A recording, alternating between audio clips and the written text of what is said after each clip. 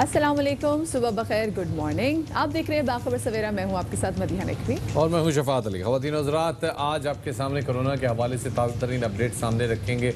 गुज़िश्ता 24 घंटों में हमने देखा है कि कोरोना से मुतासरीन की अमवात में बड़ी तेज़ी से इजाफा हो रहा है। इनफैक्ट गुज़िश्ता 48 घंटों में ये ट्रेंड देखने में सामने आ रहा है। इस हवाले से भी आदाद शुमार सामने रखेंगे। साथ ही कल एक परेशान कुन खबर सामने आई जब एक अखबारी रिपोर्ट के मुताबिक ये कहा गया कि कराची में गुज़िश्ता 15 दिनों में मुख्तलिफ अस्पतालों में लाई जाने वाली 300 से ज़्यादा अफराद ऐसे थे जो कि DOAs थे, यानी डेथ ऑन अराइवल्स थे। बिल्कुल शफात, ना सिर्फ ये आपको याद होगा कि आज से एग्जैक्टली 15 रोज़ पहले जब फैसल अली साहब हमारे शो में भी आए थे तो उन्होंने भी बात की थी, लेकिन ये बात उन्होंने की थी पंजाब के वाले से कि पंजाब में हम रोज़ाना की बुनियाद पर हम तकरीबन 5 से 7 ऐसे मैयतें उठा रहे हैं जिन पर शुबा जाहिर किया जा रहा है कि इनकी अमवात जो हैं वो कोरोना की वजह से हो रही है। इसी वजह से हमने देखा कि AD सेंटर ने जो अपने सर्द खाने हैं वो भी बंद कर दिए थे। उन्होंने कहा था हम तदफीन कर देंगे लेकिन हम गौसल नहीं देंगे क्योंकि इससे अगर हमारा वर्कर मुतासर होगा तो हमारा पूरा का पूरा जो हमारा काम है वो बिल्कुल कोलैप्स कर जाएगा। इस वाले से हम आगे जाके बात करेंगे क्योंकि काफ़ी ज़्यादा तशवीशनाक बात है।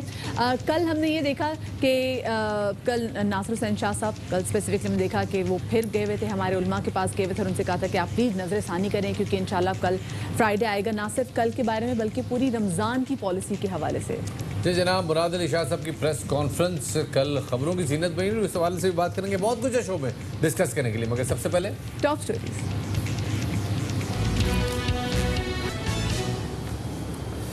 सबसे पहले ताज़ा तरीन खबर शामिल करते हैं। National command and operation centre का कोरोना वायरस से मुतालिक अपडेट जारी हो चुका है जिसमें कोरोना के तस्दीक शुदा केसेस की तादाद 6505 तक पहुंच गई है।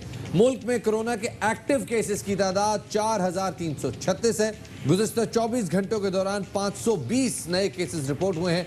पंजाब में सबसे ज्यादा 3700 केसेस, सिंध में 1668 केसेस रिपोर्ट हुए हैं। KP में 912, बलूचिस्तान में 280, जबकि इस्लामाबाद से 145 केसेस रिपोर्ट हुए हैं।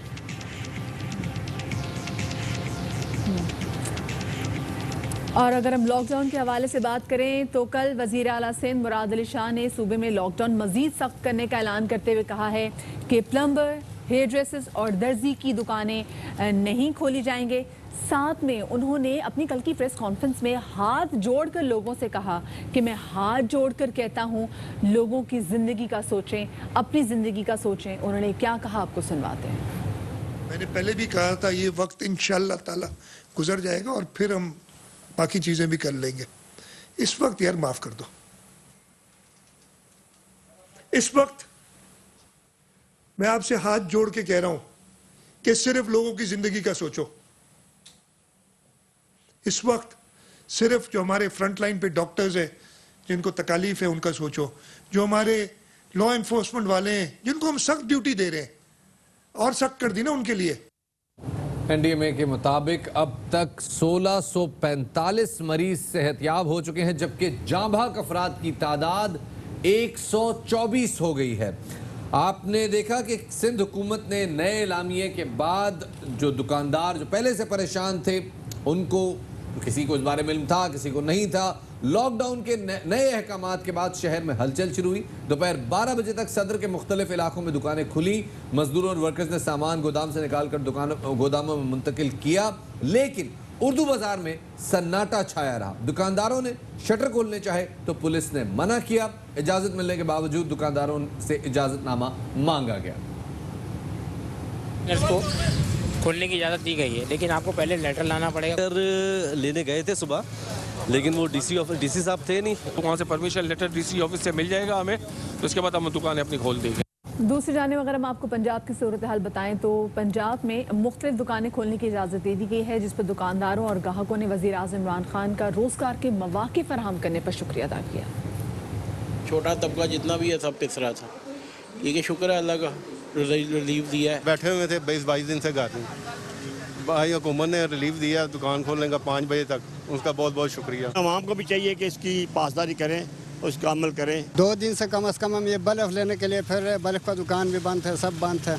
तो आज खुल गया इसलिए ना मसला तो हल हो जाता ना, कुछ ना कुछ अंधेरे में तो वक्त नहीं गुजार सकते। हुकूमत को चाहिए था कि कोई वाज़ेह पॉलिसी बयान करती कि जनाब रिटेल की दुकानें थ्रू वीक सारा हफ्ता खुलेंगी, जो होलसेल वाली दुकानें हफ्ते में एक दिन खोल देंगे, 2 दिन खोल देंगे, ताकि रिटेल वाले दुकानदार, परचून के दुकानदार इनसे अपना सामान लेके जाके अपनी किताबें बेच सकें। ना पूरा काम बंद कर दिया है, चलो 15 दिन इंसान निकाल लेते हैं, अब इतना टाइम निकाल रहा है, अगर 2 महीने को और वफा तरीक पे तरीक, हम तो मुजरिम बन गए हैं। मुल्क में कोरोना के मरीजों की तादाद अब 6000 तक जा पहुंची है और टेस्ट की तादाद कम होने की वजह से ये अंदाज़ा लगाना अब मुश्किल है कि कितने मरीज जो हैं वो मुल्क में कोरोना का शिकार हैं। कल एक अखबारी रिपोर्ट के मुताबिक कराची के सरकारी अस्पतालों में ऐसे मरीज लाए जा रहे हैं जिनको DOAs यानी या तो वो उनको जब लाया जाता है तब उनकी वफात हो चुकी होती है, या अस्पताल पहुंचने के 1 से 1.5 घंटे के अंदर पेशतर इसके कि कोई टेस्ट कंडक्ट किया जा सके या कोई ऐसा बंदोबस्त किया जा सके जिससे ये पता लगे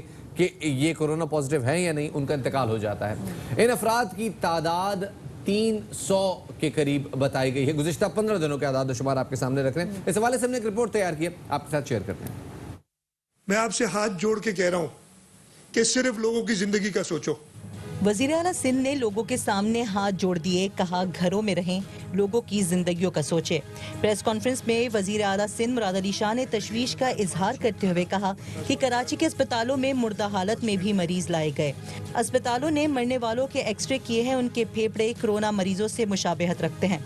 ऐसा लग रहा है ऐसे केसेस रिपोर्ट नहीं हो रहे जो कोरोना से मुतासिरा हैं। ऐसे केसेस भी अस्पतालों में आ रहे हैं और थोड़ी तादाद उनकी ज़्यादा हो गई है, हुआ ब्रॉड डेड। जब एक बार किसी की जान चली जाती है तो फिर उसका टेस्ट नहीं लिया जा सकता। कुछ तफ्तीश के अस्पतालों ने की, एक्सरे वगैरह लिया है और वो जो लंग्स की एक्सरे में पता ये चला है कि ये शायद मोस्ट प्रॉब्ली, फिर उन्होंने एक्सपर्ट से शेयर किया है कि जो कोविड पेशेंट्स हैं, कोरोना के पेशेंट्स हैं, उनके लंग्स इस तरीके से होते हैं। 31 से 14 अप्रैल तक जिना अस्पताल में 121 मुर्दा अफराद लाए गए, 99 मरीज जिना अस्पताल में दम तोड़ गए। ईडी के मुताबिक 2 हफ्तों में घरों और अस्पतालों से 400 लाशें मुंतकिल की गई हैं। जिना अस्पताल के एक अहदेदार ने इंकशाफ किया कि मरने वालों में सिर्फ चंद की लाशों को एक्सरे के लिए भेजा गया। उनमें से एक खातून का एक्सरे कराया गया जिसमें मरीजा के फेफड़ों में पानी पाया गया। तर्जुमान सिंध हुकूमत मुर्तज़ा वहाब का कहना है कि कराची के अस्पतालों में अमवात का जायजा ले रहे हैं। ये अमवात कोरोना से हो सकती हैं। हम अमवात को भी टोटल चेक कर रहे हैं क्योंकि चूँकि कोरोना का टेस्ट उस बड़े नंबर के साथ हो नहीं पाया है, तो इसलिए हतमी तौर पर ये कहना कि कितने पेशेंट्स हैं कितने पेशेंट्स नहीं हैं थोड़ा मुश्किल हो जाता है। लेकिन ये बड़ी संगीन चीज़ है और इस तरह की इत्तला कुछ और केसेस में भी हमें मिली जहाँ पर पेशेंट को संगीन हालत में अस्पताल शिफ्ट किया गया। अभी उसका टेस्ट ही लिया था और टेस्ट की रिपोर्ट का इंतजार कर रहे थे और वो शख्स इंतकाल कर गया। हुक्काम ने बताया कि मरने वालों में नमूनिया की बीमारियों की अलामात पाई गई। ये नहायत ही तशवीशनाक सूरत हाल है और इसी वाले से मजीद बात करेंगे। हमें ज्वाइन कर रहे हैं एदी फाउंडेशन के सरबराह फैसल एदी साहब। फैसल एदी साहब, बहुत शुक्रिया, आपने बाखबर सवेरा को वक्त दिया। आज से 15 रोज़ पहले आपने पंजाब के हवाले से भी कुछ ऐसी हमें फैक्ट्स एंड फिगर्स दिए थे जो कि होश उड़ा देने वाले थे। अब सिंध की बात करें तो गुज़िश्ता 14-15 रोज़ में कितने केसेस आपने देखे हैं जो कि तशवीशनाक हालत में अस्पताल मुंतकिल किए गए हैं, जिनकी रास्ते में डेथ हो गई हो? ये तो हमारे पास फिगर नहीं होती, लेकिन हमारे पास जो फिगर आज जो चल रही थी वो ये चल रही थी कि हमने 1 अप्रैल से लेके 13 अप्रैल तक हमारे पास जो लाशें आई हैं उनका टोटल जो किया है वो हमारे पास 387 बॉडीज़ हुई हैं। और लास्ट ईयर जो है इन्हीं 13 दिनों में 1 अप्रैल से लेके 13 अप्रैल तक 230 मैयतें आई थी। तो इसमें थोड़ा सा जो है वो तकरीबन 60% का इजाफा है। अच्छा, ये जो आपने आदाद शुमार शेयर किए हैं काफ़ी परेशान कौन है। हम देख रहे हैं कि मुल्क भर में ईदी के सर्द खाने हैं। अब उनके हवाले से बताइएगा कि इन 15-20 रोज़ में, जब ये अखबारी रिपोर्ट के हवाले से हम बात कर रहे हैं, जो पिछले 15-20 रोज़ में जो मरने वालों की तादाद है, क्या वो गैर मामूली नज़र आई है? तादाद में इजाफा हुआ है, लेकिन इशू ये है कि ये कहना कि कोरोना है, ये थोड़ा सा जो है वो गलत होगा। इसकी वजह यह है कि कॉज ऑफ डेथ किसी को पता नहीं चल रही। दूसरा जो है वो हॉस्पिटल्स के अंदर ओपीडीज़ और दीगर इलाज जो हैं वो बंद हो चुके हैं, तो लोग और मरीज़ जो हैं वो बहुत ज़्यादा परेशानी में हैं और इनकी तकालीफ हो रहा है। अच्छा फैसल साहब, अब मसला ये भी है कि लोग खौफ की वजह से बता नहीं रहे कि उनको कोरोना वायरस है। ऐसे में कोरोना से बचाव के लिए जो आपका स्टाफ है वो किस तरीके से मोहतात रहता है? स्टाफ जो है वो हमारे यहाँ सर्द खानों के अंदर हमने अजूम किया हुआ है, हमें हर बॉडी पे अब जो है वो एहतियाती तदाबीर अपनानी होती हैं और हर मैयत पे हम जो है वो एहतियाती तदाबीर अपनाते हुए उसको गुस्ल देते हैं। तो इसलिए हमारे लिए अब वो ना भी बताएं तो भी जो है वो कोई इशू नहीं है, हम हर तरह से हैं। अच्छा फैसल साहब, अगर कोई मुश्तबा मरीज़ जिसके अभी रिजल्ट्स नहीं आए, वो उसको इब्तदाई तिब्बी इमदाद मिली है और उसके दौरान ही इसका इंतकाल हो गया, ये काफ़ी है ये तयन कर लेने के लिए कि इस शख्स का इंतकाल कोरोना की वजह से हुआ, ये अज्यूम किया जा सकता है। तो ऐसे अफराद की जब तदफीन की जाती है तो क्या SOPs उसमें रखे जाते हैं? अगर मरीज़ का टेस्ट ही नहीं हुआ तो फिर हमें पता ही नहीं है कि वो पॉजिटिव है या नहीं है, इसलिए हम तो एहतियाती तदाबीर के हिसाब से अपनी प्रोटेक्शन कर लेते हैं और मैयत को हम जो है वो डिसइंफेक्ट भी कर देते हैं और जब वर्षा को देते हैं तो वो एहतियात के साथ ले जाएं और उसकी तदफीन कर सकते हैं, कोई इशू नहीं है। मुमकिन है वो नेगेटिव हो, लेकिन बचाव की खातिर, अपने बचाव की खातिर जो उसको डील कर रहे हैं उनके लिए हम ये तदाबीर अपनाते हैं। सही, बहुत शुक्रिया। जयदीप साहब हमारे साथ मौजूद थे और इसी वाले से मजीद बात करेंगे। हमें ज्वाइन करी हैं एग्जीक्यूटिव डायरेक्टर जिन्ना अस्पताल सिमी जमाली साहिबा। सिमी जमाली साहिबा, बहुत शुक्रिया, आपने बाखबर सवेरा को वक्त दिया। अभी हमारी फैसल एदी साहब से बात हुई, कल हमने आपको AIY न्यूज़ पे सुना भी, और जो खबरें आ रही हैं, जो फैक्ट्स एंड फिगर्स आ रहे हैं, वो दिल दहला देने वाली हैं। कितने केसेस आपने ऐसे देखे हैं जो जिन्ना अस्पताल में पहुँचते हैं, या तो उनकी डेथ हो चुकी हुई होती है या ऑन अराइवल उनकी डेथ हो जाती है? देखिए मदिया, मैं इस बात में बिलीव नहीं करती कि हम सेंसेशनलाइज करें न्यूज़ को। बड़ी सेंसेशनल ख़बरें कल मीडिया में हर ग्रुप में फैलती रहीं और पुरस्रार तरीके से मौत वाक़या हुई लोगों की। ऐसा कुछ नहीं है। सबसे पहले तो लोगों को ये क्लैरिफाई करने की ज़रूरत है कि इस तरह की अमवात नहीं हो रही, बल्कि पेशेंट्स जो हैं ब्रॉड डेड जो आ रहे हैं अस्पतालों में, उनकी तादाद कुछ बढ़ गई है। इस हवाले से मैं एक बात कहना चाहती हूँ कि इसका बहुत सारे रीजंस हो सकते हैं। एक तो ये कि जनरली अस्पतालों में OPDs बंद हो गई हैं। लोग जो हैं सिवाय जिन्ना अस्पताल के, मेरा नहीं ख्याल है कि किसी पब्लिक सेक्टर अस्पतालों के अंदर OPDs खुली होंगी, और अगर हैं भी तो बड़ी मुश्किल से खुली हैं। दूसरा ये कि प्राइवेट सेक्टर के सारे लोग जो हैं इस वक्त कोई पेशेंट्स लेना नहीं चाह रहे, और जो पेशेंट्स आते हैं उनको सबको भेज देते हैं कि आप कोरोना का टेस्ट करा के आएँ। इतनी कैपेसिटी नहीं है कि हर मरीज़ जो है, हर आदमी जो है कोरोना का टेस्ट कराए, और बड़े बड़े अस्पतालों में ये काम हो रहा है। और जब घूम घुमा के 4-5 अस्पतालों में लोग पहुंचते हैं तो आगे से टेस्ट, वो कह देते हैं कि आपको टेस्ट की ज़रूरत नहीं है। सो यूँ प्राइवेट हॉस्पिटल्स एडमिट नहीं करें। और भी बीमारियां हैं कि अगर जो एक शख्स आता है अस्पताल में, ये तय होना कि उसमें कोरोना के सिम्टम्स हों, वो कुछ ऐसे सिम्टम्स दिखा रहा हो जिसके बाद आप अज्यूम कर सकें कि ये कोरोना पॉजिटिव हो सकता है, उसके बाद ये फैसला किया जाता है कि इसका कोरोना टेस्ट कंडक्ट किया जाए। बहुत बड़ा आबादी का तबका ऐसा है जो सिर्फ इस बिना से कोरोना टेस्टिंग से रह जाता है। आपको लगता नहीं कि एक वजह हो सकती है? नहीं, मुझे ये लगता है कि डॉक्टर्स अपनी इवैल्यूएशन खुद करते हैं जिस अस्पताल में भी जाएं, और प्राइवेट हॉस्पिटल्स पेशेंट्स के एडमिशन्स नहीं ले रहे। वो कहते हैं कि आप ये टेस्टिंग जो है ये आप करवा कर आइए, इसलिए वो दाखिल नहीं करते पेशेंट्स को।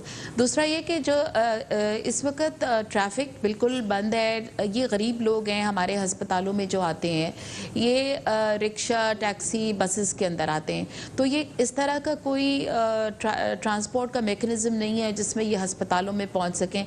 इसलिए भी आते ही इतनी जगह से घूमते घुमाते आते हैं कि डेड ऑन अराइवल होते हैं।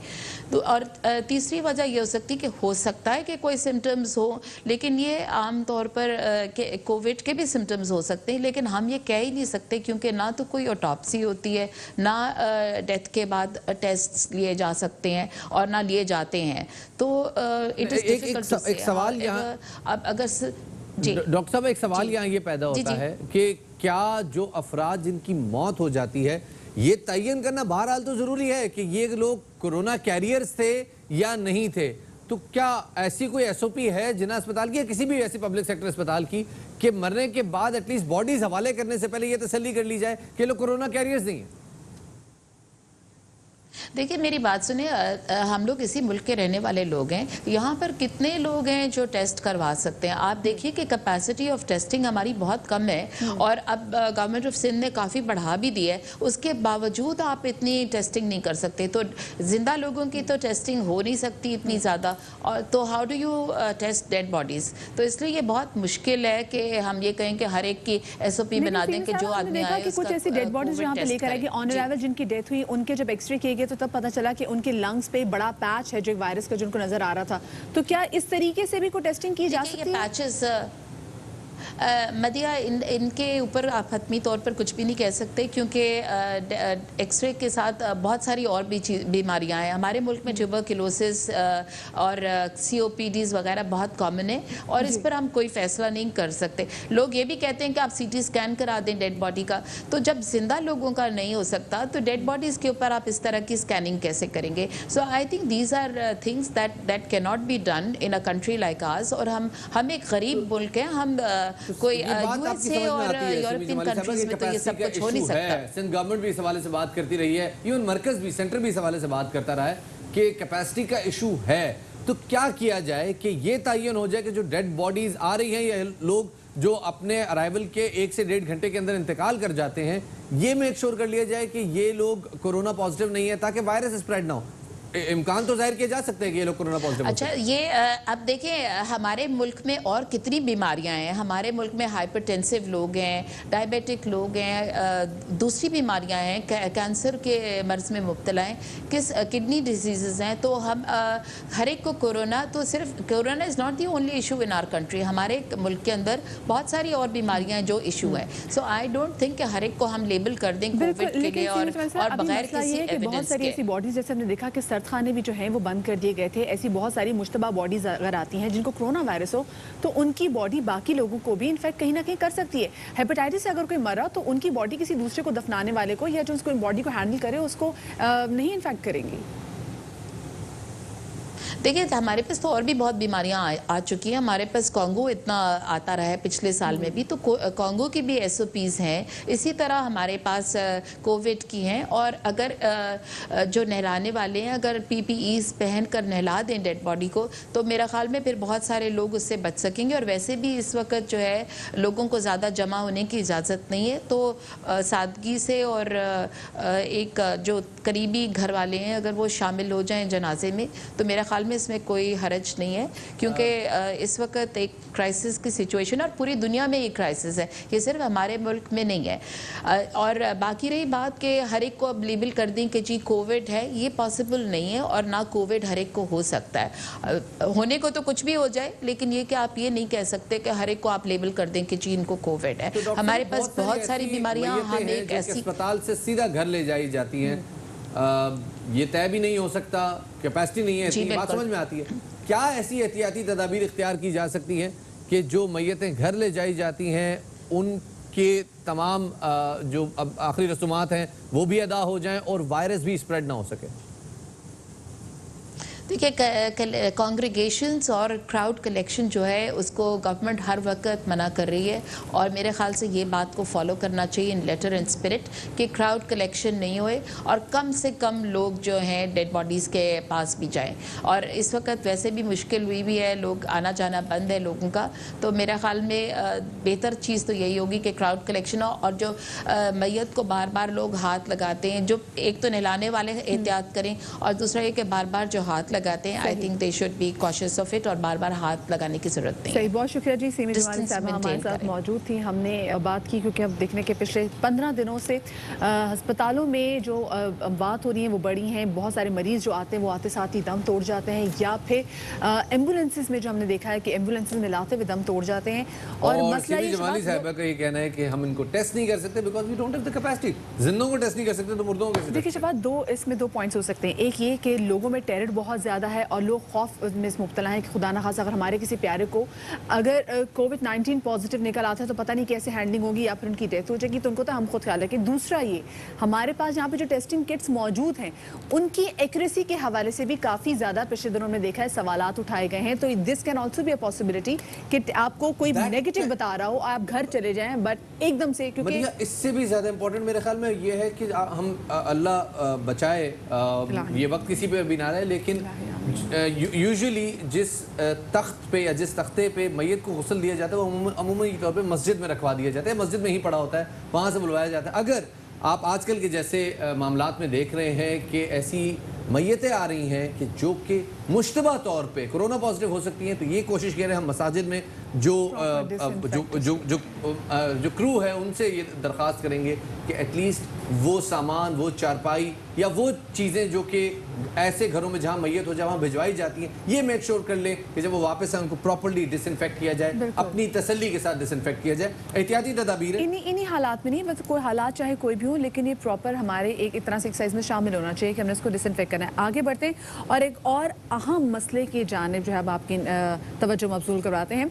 गुज़िश्ता रोज़ AIY के प्रोग्राम पावर प्ले में तहकीकाती कमेटी की तहलका खेज रिपोर्ट पेश की गई, जिसके मुताबिक माजी की गलत पॉलिसियाँ बिजली प्लांट्स को 1000 अरब की जायद अदायगियाँ की गई हैं, यानी 16 IPPs ने 51.80 अरब की सरमायाकारी की, जबकि 415 अरब से ज्यादा का मुनाफा कमाया गया। ज़्यादातर IPPs ने 4 साल में ही सरमाया वापस हासिल कर लिया और 2007 में शौकत अजीज़ के दौर की ECC ने कोताही करके IPPs को 16.48 अरब रुपए कमाने का मौका फराहम किया।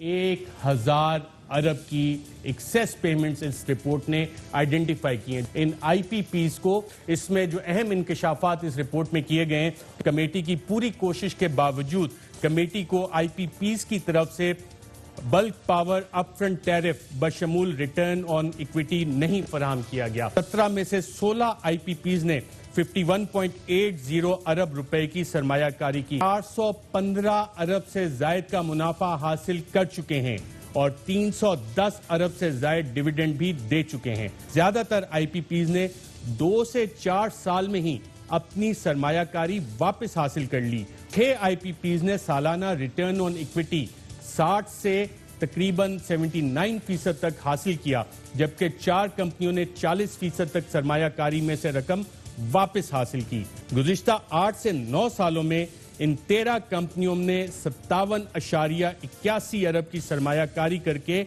203 अरब मुनाफा कमाया। 2002 की पावर पॉलिसी के तहत कायम पावर प्लांट्स को 64.22 अरब से जायद अदायगी की जा चुकी है और अगर इनके मुआहदे को देखा जाए तो कुल 209.86 अरब से जायद की अदायगी की जाएगी। 2013 के को जनरेशन फ्रेमवर्क के तहत गन्ने की फोक से चलने वाले पावर प्लांट्स की भी मंजूरी दी गई थी। शुगर मिल्स मालकान के इन प्लांट्स में से सिर्फ 4 को 6.33 अरब रुपए से जायद की अदायगी की जा चुकी है। जब IPPs के टैरिफ का फैसला किया गया तो इंटरनल रेट ऑफ रिटर्न सालाना अदायगी की बुनियाद पर किया गया, मगर बाद में इसको माहाना बुनियादों पर लेट सरचार्ज के साथ कर दिया गया। रुपए की डॉलर के मुकाबले में कम होती कदर को भी अगर मद्देनजर रखा जाए तो 2002, 2006, 2013 और 2015 में लगाए गए IPPs को 237.65 अरब की जायद अदायगी की गई और इसी हिसाब से 1994 और 1995 की पॉलिसी के तहत चलने वाले IPPs के अलावा तमाम IPPs को 567.88 अरब की जायद अदायगी की गई। इसी तरह शफाफ इंक्वायरी की एक और मिसाल IPPs इंक्वायरी रिपोर्ट में काबीना अरकान अब्दुल रज़ाक दाऊद और नदीम बाबर की कंपनीज के तस्करे के तौर पर सामने आई। अब्दुल रज़ाक दाऊद की कंपनी ने 30 अरब जबकि नदीम बाबर की कंपनी ने भी अरबों का मुनाफा समेटा। दोनों की मौजूदगी में वज़ीर आज़म को रिपोर्ट पेश की गई और रिपोर्ट में मियां मंशा की पावर कंपनीज का भांडा भी फूट गया। रोश पावर जो रज़ाक दाऊद साहब की कंपनी है, उसका जो मुनाफा है इस IPP पॉलिसीज के तहत, जो कि ECC में भी बैठते हैं, जो कि काबीना में भी बैठते हैं, जहां इंतहाई अहम फैसले होते हैं, उनकी कंपनी का इस IPP पॉलिसीज के तहत अब तक का मुनाफा 30 अरब रुपए का है। एक और साहब भी इस प्रेजेंटेशन में मौजूद थे, एडवाइज़र हैं वज़ीर आज़म के, उनका नाम है नदीम बाबर साहब। उनकी भी कंपनी है जिसमें वो कहते हैं कि अब मेरे शायद सिर्फ 25% शेयर्स रह गए, लेकिन जो इंटरनेशनल आर्बिट्रेशन में गए थे उसमें भी ये उसी कंसोर्शियम का हिस्सा थे जिसने हुकूमत पाकिस्तान को चैलेंज किया था। इनको भी इनकी कंपनी भी अरबों रुपए के मुनाफे इसी IPP पॉलिसीज के तहत ले चुकी है। ये प्रेजेंटेशन हुई तो वहाँ पे इन दो में से एक शख्सियत ने कहा कि जनाब देख लें, इसकी कोई लीगल रेमिफिकेशंस भी हो सकती हैं, कोई इसमें लिटिगेशन में भी ये IPP जा सकती हैं। मियां मंशा जिनके साथ निशात चुन्नी और निशात पावर, दो इनकी पावर कंपनीज हैं, इन्हीं IPP पॉलिसीज के तहत इनकी दोनों कंपनियों को तकरीबन 20 अरब रुपए प्रॉफिट हुआ है। जी हाँ, जो हुकूमत ने ऑडिट के लिए IPPs पे कमेटी बनाई थी उसमें मियां मंशा की कंपनीज को भी 20 अरब रुपए के प्रॉफिट्स आइडेंटिफाई किए गए हैं। शिबली फराज साहब का कहना है कि रज़ाक दाऊद और नदीम बाबर काबीना के इजलासों में बाकायदगी से बैठते हैं। इमरान खान मरहलावार तमाम चीजें ठीक करेंगे। इन बाबर साहब ने कब PTI ज्वाइन की थी? मेरा नहीं ख्याल है कि उन्होंने PTI ज्वाइन की। रज़ाक दाऊद साहब ने PTI कब ज्वाइन की थी? उनका भी मेरा ख्याल है यही situation. I don't think they have joined. ये काबीना के दोनों इजलासों में बैठते हैं, इसी में बैठते हैं। Well I am sure by virtue of their positions they do sit. ये वाहिद लीडर है इमरान खान जिसने कि पहले आटे का, चीनी का, उसकी रिपोर्ट्स की। ये तो अब एक एक जिस तरह हालात के मुताबिक जिस तरह मुख्तलिफ उसमें चल रही हैं, तो ये एक इमरान खान ही इस मुल्क में लीडर आया है जो कि ये चीज़ें कर सकता है, क्योंकि न तो उसका कोई कारोबार है, न वो इस मुल्क में इस किस्म की चीज़ें एक्सेप्ट करते हैं। सही, यहाँ पर हम लेंगे एक छोटी सी ब्रेक से जब वापस आएंगे तो आपको बताएंगे फवाद चौधरी साहब ने डेट अनाउंस कर दी है कि मुमकिन क्या डेट है रमज़ान मुबारक की स्टार्ट की, आपके साथ शेयर करेंगे, लेकिन छोटी सी ब्रेक के बाद।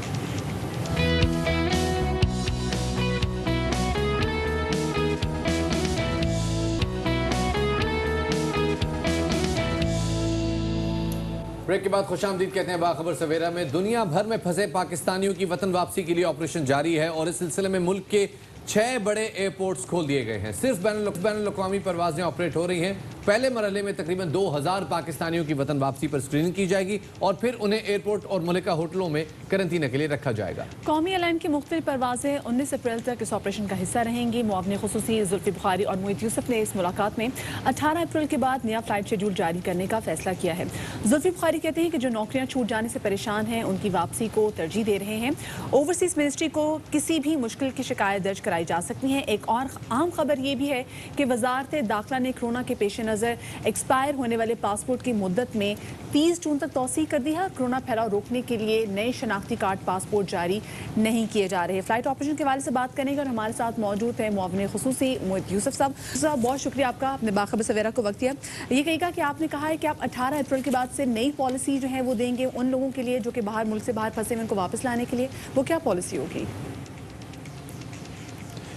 देखिए जी, मैं आपको पहले तो ये बताऊं कि हम पूरी कोशिश कर रहे हैं कि जितनी जल्दी लेकिन महफूज तरीके से पाकिस्तानियों को वापस लाएं। हमें बिल्कुल ये एहसास है कि वो बहुत मुश्किल में हैं, अपने वतन वापस आना चाहते हैं, उनका हक है और हमारी जिम्मेदारी है कि उनको वापस लाएं। मसला हमारा ये है जी कि हम अपनी करंतना की कैपेसिटी और टेस्टिंग की कैपेसिटी बतदरीज बढ़ा रहे हैं, रोज़ उसमें इजाफा हो रहा है, लेकिन हमने हर आने वाले पैसेंजर को टेस्ट करना है। ये हमारे जो हेल्थ एक्सपर्ट्स हैं उनका ये मौक़िफ़ है, उनकी ये पॉलिसी है कि क्योंकि ये वबा बाहर से फैली है और अब तो दुनिया के ऐसे ममालिक से हमारे लोगों ने आना है जहाँ बहुत ये फैल चुकी है, तो उनकी टेस्टिंग ज़रूरी है और उनकी क्वारंटीन करना उनको ज़रूरी है। तो जितनी कैपेसिटी हम इस पे लगाएंगे उतनी हम कम टेस्टिंग कर सकते हैं अंदरूने मुल्क जो इस वक्त पाकिस्तानी या मुकीम है। तो ये हमें बैलेंस करना है। लेकिन बहरहाल अभी इस हफ्ते मोहित साहब, लेकिन लगभग हज़ारों की तादाद में GCC कंट्रीज़ में पाकिस्तानी हैं जो ले ऑफ कर दिए गए हैं। कल हमारे साथ एक साहब मौजूद थे, उन्होंने बताया तकरीबन 70-30 का रेशो है। इसी तरह यूरोप में भी हज़ारों की तादाद में ऐसे लोग हैं जो जिनकी जॉब से ली गई हैं, जो वहाँ डेली वेजेस के तौर पे काम कर रहे थे। क्या अंदाज़ा है आपका कि कितने लोग ऐसे हैं कि जिनको हमें वतन वापस लाना पड़ेगा और कितने अरसे तक रहेगा ये ऑपरेशन? देखिए, पहले तो मैं बताऊं, गल्फ़ का जो आपने हज़ारों की बात की वो बिल्कुल दुरुस्त है, यूरोप की जो हज़ारों की बात की वो बिल्कुल गलत है। हमारे पास आदाद शुमार मौजूद हैं। मसला क्या है? मसला ये है कि ये नंबर बढ़ता जाएगा, क्योंकि अगर लेऑफ्स बढ़ते जाएंगे, अगर गल्फ़ की इकोनॉमीज़ जो हैं वो अभी नज़र आ रहा है कि अगले 5-6 माह उनमें कोई ऐसी हरकत नहीं होगी, तो फिर ज़ाहिर बात है ये नंबर बढ़ता जाएगा। लेकिन हमें ये लाजिम करना है कि जो लोग सबसे ज़्यादा इस वक्त मुश्किल में हैं, जिनके पास कोई वसाइल नहीं हैं, जो कोई असर रसूख नहीं रखते हम तक पहुंचने का, सबसे पहले उनको वापस लाना है, क्योंकि उनके लिए तो ये ज़िंदगी मौत का मामला है। उसके बाद जो वो लोग हैं जो कुछ देर इंतज़ार कर सकते हैं, उनको फिर हम इस तरह स्टेज्ड उस तरीके में लाएंगे। लेकिन देखिए, अभी हमारी कैपेसिटी थी 2000 की। अगले हफ्ते से जो आप जिक्र कर रही हैं पॉलिसी का, हमारी कोशिश है कि 6 से 7000 लोग हर हफ्ते पाकिस्तान आए, तो वो 3 गुना बढ़ जाएगा। एयरपोर्ट भी हमने 6 खोल दिए, लेकिन इसमें एक कोई पॉलिसी की तसलसल से गारंटी देना नामुमकिन है, क्योंकि जैसे जैसे लोग आ रहे हैं, हमारे पास डेटा आ रहा है, हम देख रहे हैं कितने लोग पॉजिटिव आ रहे हैं कोरोना के, कितने नेगेटिव हैं, उसके मुताबिक हम अपनी पॉलिसी को इम्प्रूव करते जाएंगे, तब्दील करते जाएंगे। सही। अच्छा, मोहित ये भी कहेगा कि अभी कहा जा रहा है कि वापस आने वाले जो शहरी हैं उनको होटल्स में करंतना किया जाएगा, उनको होटल्स में क्वारंटीन किया जाएगा। ये कितना लंबा प्रोसेस होगा और क्या जो इसके अखराजात हैं वो मुसाफिर खुद बर्दाश्त करेंगे? हाँ, ये आपने सवाल अच्छा पूछा है, इसका मैं जवाब देना चाहता हूँ थोड़ी सी तफसील से। देखिए, हमने 1 हफ्ते पहले एक टेस्ट किया इस्लामाबाद में, लोगों को सिर्फ इस्लामाबाद लेके आए 4 अप्रैल से 11 अप्रैल, उसमें प्रोसेस चलाया देखने के लिए कि हमारे टेस्टिंग की कैपेसिटी, बाकी तमाम चीज़ें एक दफ़ा इस्टेब्लिश हो जाएं।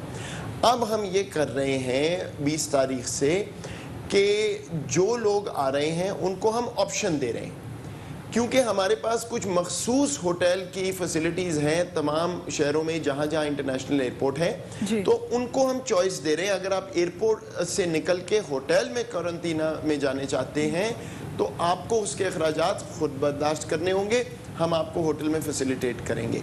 अगर आप वो नहीं चाहते, वसाइल नहीं रखते, तो हुकूमत का क्वारंटीना सेंटर्स जो हमारे मौजूद हैं हर शहर में, उधर आपको ले जाया जाएगा और वहाँ आपको अखराजात नहीं बर्दाश्त करने पड़ेंगे। बदकिस्मती से और मुझे अफसोस से ये कहना पड़ता है कि अभी तक जो हमारा एक्सपीरियंस हुआ है, कल और परसों जो गुजरा है, हमारे बहुत से वसाइल रखने वाले लोग ऐसी जगह से वापस आए जहां वो छुट्टियों पे गए हुए थे, अपनी टिकटें उन्होंने ली हुई थी, यहाँ आके वो होटल में चले गए, उन्होंने ऑप्शन ली कि वो होटल में जाना चाहते हैं और उसके बाद किराया देने से इनकार कर दिया, अखराजात देने से इनकार कर दिए और एक पूरा वो मसला बन गया सोशल मीडिया पे जाके कि जी हुकूमत पैसे ले रही है। बिल्कुल हुकूमत की ये पॉलिसी है कि हुकूमत अगर आपको होटल ऑफर करेगी तो हुकूमत के वसाइल नहीं है कि वो हर हफ्ते करोड़ों रुपए जो है या लाखों रुपए इस पे लगाए। तो बराए मेहरबानी मेरी इल्तजा है, ऐसे मौके पे जहाँ तमाम मुल्क, तमाम दुनिया एक मसले में फंसी हुई है, अगर आप वसाइल रखते हैं, हमने सब्सिडाइज रेट्स ऑफर किए हैं, बिल्कुल मिनिमल रेट्स जो है होटल से निगोशिएट किए हैं तमाम शहरों में, वो आपको देने होंगे, वरना करंटीना की जो होटल हुकूमत की जो करंटीना सेंटर है उसमें तशरीफ ले जाइए, लेकिन इसमें एग्जेम्पशन नहीं होगी। सही, बहुत शुक्रिया जी मोहित यूसुफ साहब, मामून अफसोसी हमारे साथ मौजूद। प्रोग्राम में वक्त हो गया एक छोटे से ब्रेक का, छोटा सा ब्रेक लेते हैं, ब्रेक के बाद दोबारा हाजिर होंगे, हमारे साथ रहिएगा।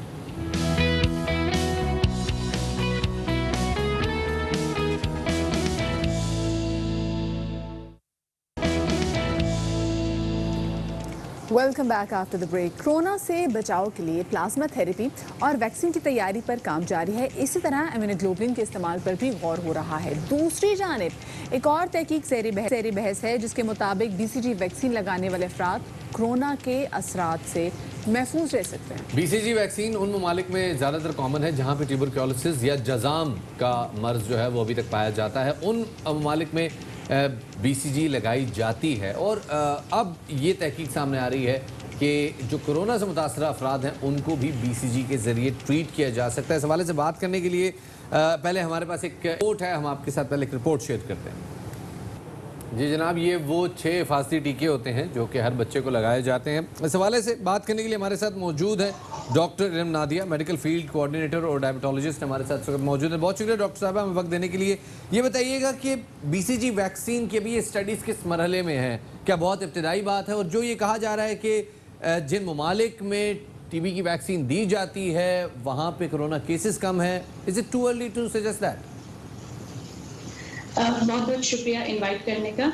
असल में WHO ने अपने 12 अप्रैल के शुमारे में ये कहा है कि BCG वैक्सीन पे वो 2 ट्रायल्स कर रहे हैं और ये ट्रायल्स अभी इब्तदाई मराहिल में हैं कि इनका इस्तेमाल कोरोना वायरस के पेशेंट्स में किया जाएगा जब इसके नताइज आ जाएंगे।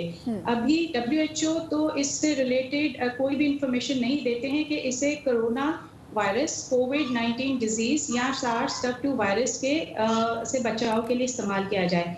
अलबत्ता ये एक प्रूवन फैक्ट है, दुनिया भर में इकोलॉजिकल स्टडीज आई हैं 3, एक इंग्लिश की है, एक फ्रेंच स्टडी है और एक चाइनीज स्टडी है, जिसके बेसिस के ऊपर ये कहा जा रहा है कि BCG वैक्सीन काफ़ी इफ़ेक्टिव रहेगी इम्यून बूस्टर के तौर पे कोरोना वायरस से बचाव के लिए। सही। अच्छा डॉक्टर साहब ये कहेगा कि एक बार फिर से BCG में हमने देखा कि 100 साल पहले जो चीज़ ईजाद की गई थी, जो वैक्सीन ईजाद की गई थी, उस पर दोबारा काम होना शुरू होने लग गया है। तहकीक में ये बात भी सामने आई है कि जिन ममालिक में ये वैक्सीन लगाई जाती है वहाँ इस वायरस के हवाले से इम्यूनिटी काफ़ी ज़्यादा है। Is it true?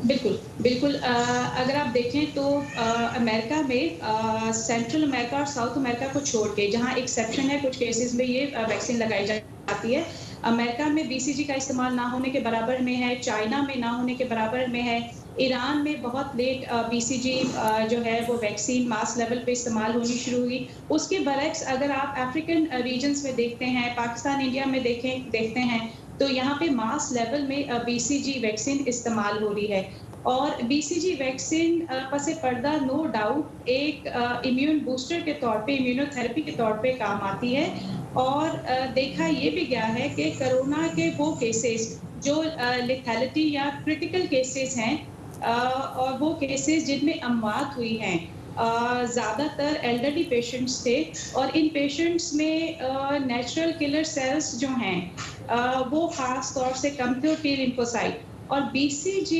Basically macrophages, neutrophils और नेचुरल किलर सेल्स को इनेट इम्यूनिटी के थ्रू जो है इन्हांस करती है और ना सिर्फ ये एडवांस इम्यूनिटी के थ्रू जो है वो टी लिम्फोसेल्स को भी जो है वो जनरेट करने में बड़ा अच्छा रोल अदा करती है।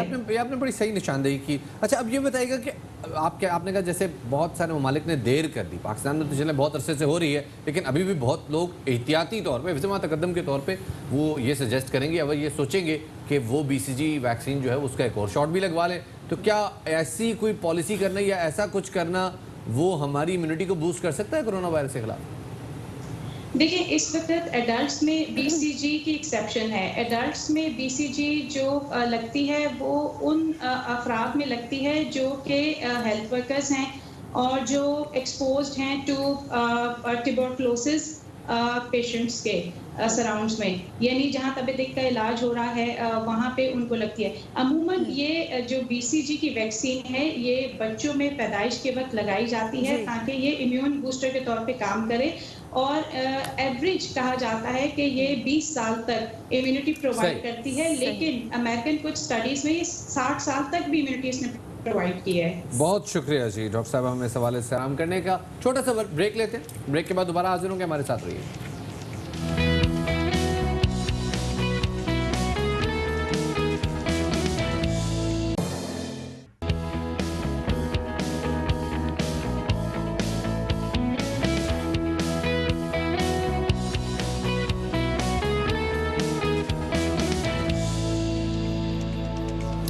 ब्रेक के बाद खुश आमदीद कहते हैं आपको बाखबर सवेरा में। और ब्रेक पे जाने से पहले हम कोशिश कर रहे थे कि आपको BCG वैक्सीन के हवाले से आगाही दें और साथ ही वो पाकिस्तानी जो कि इस वक्त गरीबुल वतन है और किसी ऐसे ममालिक में फंसे हुए हैं कि वो वतन आने के मुंतज़िर हैं, उनके हवाले से भी हमने खबरें शामिल। लेकिन साथ में आपने ये भी देखा कि गरीबुल वतन से कई लोग ये ना समझे कि जो बाहर लोग गए थे वो वापस आके अपने आप को क्वारंटीन प्रॉपर्ली नहीं कर सकते। इनमें बहुत सारे ऐसे लोग जो कि यूरोप के ममालिक में भी गए थे अपनी वेकेशंस के लिए, जब वतन वापस आए तो उन्होंने कहा नहीं हमने तो हुकूमत के करंतना सेंटर में नहीं रहना, हम तो रहेंगे होटल्स में। जब वो होटल्स में रहे तो उसके बाद उन्होंने, बल्कि वहाँ पर सब्सिडाइज रेट था जो कि कम से कम तरीन था, खुद मोइन यूसुफ साहब बता रहे थे, तो उसके बाद जब वहाँ से जाने लगे, वहाँ से चेकआउट करने लगे अपना टाइम खत्म करके, तो उन्होंने कहा हम तो बिल नहीं देंगे इसका, ये तो हुकूमत देगी। तो हुकूमत ने कहा है कि अगर आपने ऐसा करना है तो आप हमारे करंटीना सेंटर में जाएं। कर्ब की तलवार है जो दिल पे तनी है, मत पूछ के क्या चीज़ गरीबुल वतनी है।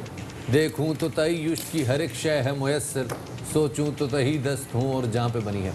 Top stories. तो जनाब सबसे पहले बात करते हैं हम उस ऑर्गेनाइजेशन की जो कि आप बड़े अरसे से ईमेल्स आ रही थी, लोगों के मैसेजेस आ रहे थे कि आप ज़फ़र अब्बास को बाखबर सवेरा में बुलाएं। तो जनाब आज हम जेडीसी के रूह रवा ज़फ़र अब्बास को शामिल गुफ्तगू कर रहे हैं, उनसे पूछते हैं, उनसे जानते हैं जेडीसी इस वक्त क्या कर रहा है। बहुत शुक्रिया ज़फ़र भाई हमें वक्त देने के लिए। पहले बताइएगा आपको हमारी आवाज़ साफ़ आ रही है? जी जी आपकी आवाज़ आ रही है। ज़फ़र पहले तो मुझे ये बताइएगा, इस वक्त जेडीसी हम देख रहे हैं, इस वक्त भी आपके बैकग्राउंड में राशन की तकसीम हो रही है, कितने राशन के इस वक्त सप्लाईज जो हैं वो दी जा चुकी है, कितने ख़ानदानों में राशन तकसीम हुआ है? मेरे ख्याल में हम तकरीबन शायद लाखों में आ चुके हैं, क्योंकि असल में हमारे साथ सिलसिला ये चल रहा है कि हमें जितना भी आटा मिल जाता है मिलों से, चाहे वो जो हम परचेज़ कर रहे हैं कि पहले हमें मिल रहा था 10-12 हज़ार, अब माशाल्लाह से इससे ऊपर निकल गया काफ़ी। अगर हमें 20,000 मिलता है तो हम 20,000 पैक कर देते हैं, अगर हमें 30,000 मिल जाता है हम 30,000 पैक कर देते हैं। क्योंकि मसला ये जो हम सिंगल पर्सन वाला जो लोग दे रहे हैं हम वो नहीं कर रहे हैं। हमने ये ऐलान किया हुआ है कि आपके मोहल्ले की जो मस्जिद है, जो मंदिर है, जो चर्च है, जो गुरुद्वारा है, उसके लेटर हेड पे लिखवा के लाएं, जितना राशन मांगेंगे देंगे। तो पहले मरहले में तो इन सब लोगों ने 100-150 इस तरह मांगा था, लेकिन जब वो राशन उनको मिल गया तो उसके बाद जो अगली डिमांड आई वो 800, 1000, 2000, 3000 की आई। लेकिन हम कोशिश यही कर रहे हैं कि रोज़ाना रात में 400 से 500 गाड़ियाँ मंगवा के उनको भर देते हैं और उनको रात 2 से सुबह 7 के दरमियान भर के उनके इलाकों में रवाना कर देते हैं, ताकि वो जो एक परेशानी वाली कैफियत है वो ख़त्म हो। और इलाके के तमाम लोगों के इल्म में है, कराची के हर इलाके में, कि रोज़ाना उनकी बस्तियों में 6, 8, 10 गाड़ियाँ आ रही हैं जेडीसी की तरफ से। इसी तरह से जो लोग अपना शिनाख्ती कार्ड नंबर लिखवा रहे हैं या अपनी शिनाख्ती कार्ड की कॉपियाँ जिनकी आई हैं, उसके लिए मुख्तलिफ फूड राइडर्स कंपनियां हैं, उनके तकरीबन राइडर 600 घरों पे वो पहुंचा रहे हैं। और एक रेंटे कार की बड़ी कंपनी है, उसकी 50 कारें भर के जा रही हैं, वो भी डोर टू डोर भिजवा रहे हैं। तकरीबन 2800 से 3000 लोगों के घरों पे पहुंचाया जा रहा है रोजाना। और कोशिश ही की जा रही है कि तकरीबन 2 रेंट कार की जो कंपनी, गाड़ियों की जो कंपनीज हैं, ये भी जाके लोगों के घर में राशन पहुंचा रही हैं। तो क्या ये भी आप लोगों की तरह से जैसे आप लोगों को मुफ्त राशन पहुंचा रहे हैं, क्या उनका ये ट्रिब्यूट है कि वो कोई पैसे नहीं ले रहे आपसे, या वो ले रहे हैं आपसे, चार्ज कर रहे हैं आप? नहीं, वो किसी किस्म की चार्जेस नहीं ले रहे। इंतहाई लग्जरी कार है उनकी, नई कारें हैं 2019 की, 2018 की। वो उनकी गाड़ियां तबाह हो गई हैं, मतलब ख़राब हो गई हैं। रोज़ाना उसमें आटा राशन भरा जा रहा है सीटों पर, पीछे डिग्गी में। और कराची के इंतहाई पढ़े लिखे नौजवान उन गाड़ियों के मालिकान खुद उन गाड़ियों में मौजूद हैं, और वो हमसे 50-50 शिनाख्ती कार्ड की कॉपियाँ लेके जा रहे हैं। एक एरिया की कॉपियाँ दी जाती हैं, रात भर घर ढूंढ के लोगों के घरों में जाते हैं, दरवाजे खटखटाते हैं कि जी ये जेडीसी की तरफ से आपके लिए तोहफा आया है। क्योंकि हो ये रहा है, देखें, कोई भी लड़की अगर फ़ोन कर रही है, किसी की बेटी अगर फ़ोन कर रही है, वो अपने बाप से पूछे बगैर भी कर रही है, अपनी माँ से। वो देख रही है घर में है ही नहीं खाने को, बाप सफ़ेद पोश है, हम मांगने वाले तो थे ही नहीं, तो हम उसके घर जाके ये सब नहीं कह सकते कि राशन वाशन आए। हमारा राइडर अगर जाता है जो कि फूड पांडा का है, वो भी दरवाज़ा नॉक करके यही बोलता है कि जेडीसी ने आपके लिए गिफ्ट भिजवाया है, या अगर किसी की बीवी ने फ़ोन किया तो गिफ्ट ही लफ्ज़ बोला जा रहा है। और हमने आज तक पिछले 10 सालों में किसी भी ऐसे शख्स की शक्ल नहीं दिखाई जिसकी हम मदद करते हैं, लेकिन हम यहाँ पर उनकी शक्लें ज़रूर दिखा रहे हैं जो उनकी शक्लें ज़रूर दिखा रहे हैं जो यहाँ से लेकर जाते। देखें भाई, आप मुझसे 500 राशन लेकर जा रहे हैं, 500 राशन 9 लाख रुपए का आ रहा है या 8.5 लाख रुपए का। मैं आपके मोहल्ले को दिखाऊंगा ना कि औरंगी टाउन की फलां गली के ये साहब हमसे 500 राशन आपके लिए, इस गली के लोगों के लिए ले जा रहे हैं। तो ये सिलसिला इस तरह जारी है। जो कुछ काम हो रहा है हम अपने सोशल मीडिया पर इसलिए डाल लें, हमारे साथ जो लोग माली ताउन कर रहे हैं, यूनिलीवर हमें सपोर्ट कर रही है, शान मसाला सपोर्ट कर रहा है, जो भी कर रहे हैं लोग, वो देखते रहें कि कितने बड़े पैमाने पर ये तमाम चीज़ें लोगों तक घर डोर टू डोर पहुँचाई जा रही है। मुखय्यर हज़रात आपके साथ ताउन कर रहे हैं और आपने ये एक बड़ी अच्छी एक्टिविटी शुरू की है। क्या लगता है आपको कि कितने लोगों को कितने इस वक्त हेल्प की ज़रूरत है, सिर्फ कराची की अगर बात की जाए तो? अगर कराची की बात की जाए तो मैं समझता हूँ तकरीबन मेरे ख्याल में 60 लाख से ज़्यादा ख़ानदान है जिन तक पहुँचना चाहिए। ये जो राशन हम दे रहे हैं, हमसे मुराद मैं दे रहा हूँ, हो सकता है दीगर फलाही इदारे मुझसे बड़े पैमाने पे कर रहे हैं और इससे ज़्यादा राशन दे रहा हूँ। हमारा राशन तो मुश्किल से 7-8 दिन का है, लेकिन लोगों के घरों में जिनके हमने पहले पहुँचाया था वो ख़त्म हो चुका है, दूसरा स्पेल चल रहा है। लेकिन जो नई दरखास्तें हैं, मेरे ख्याल में जो हमारे पास लेटर हेड आए हैं वो उस वक्त तकरीबन कम से कम 30,000 से ज़्यादा लेटर हेड हैं और जो शिनाख्ती कार्ड की कॉपी हैं वो 16 लाख 17 लाख से ऊपर हैं। तो बात यह है कि इस वक्त लोग बहुत परेशान हैं, बहुत मुश्किल में और हम कोशिश सिर्फ ये कर रहे हैं। सरकारी सतह पर भी हमने सुनी है और वो ये कि जितनी भी मुखैर हजरात हैं, जितनी भी ऐसी फलाही तंजीमें हैं, इनको किसी सॉफ्टवेयर के जरिए ऑन बोर्ड कर दिया जाए और फिर एक इंतजाम बना लिया जाए ताकि एक शख्स को राशन की डुप्लीकेशन ना हो जाए, रेपुटेशन ना हो जाए। आप क्या कर रहे हैं इसके लिए? नहीं, मैं आपको एक मशवरा दूंगा, खुदा के वास्ते देखें, समझिए मेरी बात। एक ऐसा सिस्टम बनाने की जरूरत है कि हुकूमत एक लिस्ट जारी कर दे कि हमने कराची के जिसकी आबादी 4.5 करोड़ है, 80% स्लम एरियाज हैं, हमने उनके इन तमाम एरियाज को कवर कर दिया है और ये बस्तियां रह गई हैं तो हम एनजीओज बता देंगे कि हम ये बस्तियां कवर कर लेते हैं। इस वक्त जो आप बात कर रहे हैं ना कि एनजीओज ये बताएं कि हमने 68 लाख खानदानों को, कैसे मुमकिन है? अगर मैं नेशनल स्टेडियम जैसे 50 स्टेडियम भी ले लूं तो कराची को घर घर राशन कोई नहीं पहुंचा सकता। अब बात यह है कि इसके ऊपर कोई क्यों बात नहीं कर रहा, मुझे नहीं मालूम। मैं पिछले 15 दिन से बोल रहा था मुझे नेशनल स्टेडियम दो, मैं डेली भर के निकालूंगा 1200 ट्रक, मैं खुली अपील कर रहा था कोई लेकिन अगर आज मैं ये काम करता हूं रोडों पे हमला हो जाएगा, इलाकों से बसें भर भर के आएंगी। लेकिन मैं फिर ये बात बोलूंगा, खुदा के लिए सीरियस हो जाए, इस वक्त बहुत ज्यादा लोग परेशान हैं। ये तो एहलियान कराची, एहलियान सिंध, एहलियान पाकिस्तान ने कमाल कर दिया कि लोग खुद अपने घरों में जहां अपने बच्चों के लिए खाना लेकर आए, अपनी बीवी के लिए, वहीं अपने पड़ोस, अपने पुराने मोहल्ले के लिए लाए। कुछ ना कुछ लोगों तक पहुंच रहा है, लेकिन लोग परेशान हैं, लोग मुश्किल में हैं। सब तक पहुंचने के लिए बड़े पैमाने पे काम कर रहे हैं, अभी भी कौन कौन सी हर्डल्स हैं जो आप अभी भी फेस कर रहे हैं जिसके वाले से आप बात करना चाहेंगे? देखिए, मेरे लिए तो सबसे बड़ी हर्डल यही है कि मुझे डेली सुबह उठ के 50,000 लोगों को फ़ोन करना पड़ता है कि भाई मेरे 25 ट्रक आटे के रुक जाएंगे, फाइनेंशियली मदद करो। बड़े बड़े सेठों को फ़ोन कर रहे हैं, वो कहते हैं यार जफ़र ये तो हर दुनिया में हर जगह चल रहा है, कौन सा यार। तो मतलब सपोर्ट उस तरह नहीं मिल रही जिस तरह फाइनेंशियली मिलनी चाहिए। मिडिल क्लास सपोर्ट कर रही है, कोई 1000 रुपये दे रहा है, कोई 2000 रुपये दे रहा है, कोई 5000 रुपये दे रहा है, कोई 10,000 रुपये दे रहा है। 1-2 कंपनियां उन्होंने सपोर्ट की, लेकिन हमें इसमें सपोर्ट चाहिए। मैंने आज लियारी में भी सेंटर खोल रहा हूँ, बिल्कुल ऐसे ही, क्योंकि मैं लियारी की 25 तंजीमों को दे चुका हूँ, लेकिन लियारी की आबादी ही 68 लाख है। बिल्कुल, ये मेरे 2-4 बोरे भेजने से क्या होगा? ट्वीट भी देखी थी जिसमें आपने बड़ा शिकवा किया था कि वो लोग जो कि डिफेंस में या बड़े बड़े पॉश एरियाज में बड़े बड़े घरों में रहते हैं, उसके बावजूद वो आपको कॉल करके कहते हैं जी हमारी डोमेस्टिक हेल्प है, हमारे घर में बंदा काम करता है, इसको आप 5,000 का राशन दे दें। इस लोगों के एटीट्यूड के वाले से क्या कहना चाहेंगे? देखिए, बहुत हमें जब शुरू में ये हमने शुरू किया, फ़ौरन हम समझ गए कि ये लॉकडाउन हम पूरी दुनिया में देख रहे थे किस तरह हो रहा है, हमें पता था, हमने राशन की डिस्ट्रीब्यूशन शुरू की।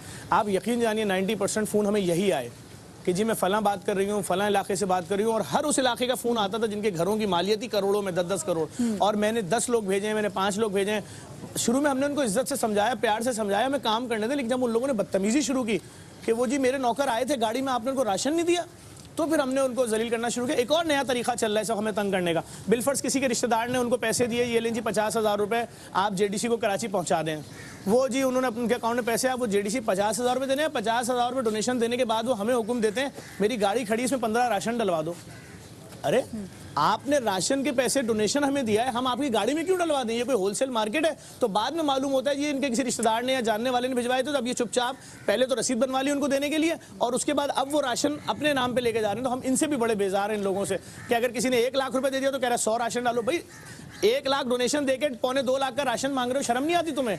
तो बात ये कि इतना ज्यादा ज़हनी दबाव निशानदेही की है और हम इस हवाले से बात भी करते रहे। बहुत शुक्रिया ज़फ़र अब्बास हमें वक्त देने के लिए, और हम उम्मीद करते हैं कि ऐसे कई मुखैर हज़रात जो कि इस किस्म का काम कर रहे हैं, इस किस्म की वेलफेयर एक्टिविटी कर रहे हैं, वो अगर ऑन बोर्ड हो जाएं, किसी तरह से ये एक सिस्टम डेवलप कर लें कि आपस में ये एक कनेक्शन बन जाए लोगों का कि फ़लाँ इलाका हम कवर करेंगे, फ़लाँ इलाका हम कवर करेंगे, क्योंकि ऑब्वियसली कोई ये बड़ी अच्छी तजवीज़ एग्जैक्टली थी कि अगर जो गवर्नमेंट है वो जहाँ जहाँ अभी तक गवर्नमेंट ने राशन तकसीम किए हैं, चाहे वो फेडरल गवर्नमेंट हो या वो प्रोविंशियल गवर्नमेंट हो, अगर वो एक लिस्ट आवेज़ा कर दे, उसमें बताए कि ये इलाके हमने कवर कर लिए, तो बाकी की जितनी एनजीओज काम कर रही हैं जेडी समेत, फिर वो जेडीसी समेत वो आके भी इसका बीड़ा उठा लें कि हम इन तमाम जगहों पर राशन हम पहुँचाएंगे, और एक तरह से लोग मुखैर हजरात उनको भी आइडिया हो जाएगा कि अब इन इलाकों में राशन पहुँचाने की ज़रूरत है जी। आगे बढ़ते हैं और अब आपको बताएं कि वज़ीर आज़म का एहसास किफालत प्रोग्राम कामयाबी से जारी सारी है। खानेवाल में क्या सूरत हाल है, ये बता रहे हैं साजिद खान हमें अपनी इस रिपोर्ट में।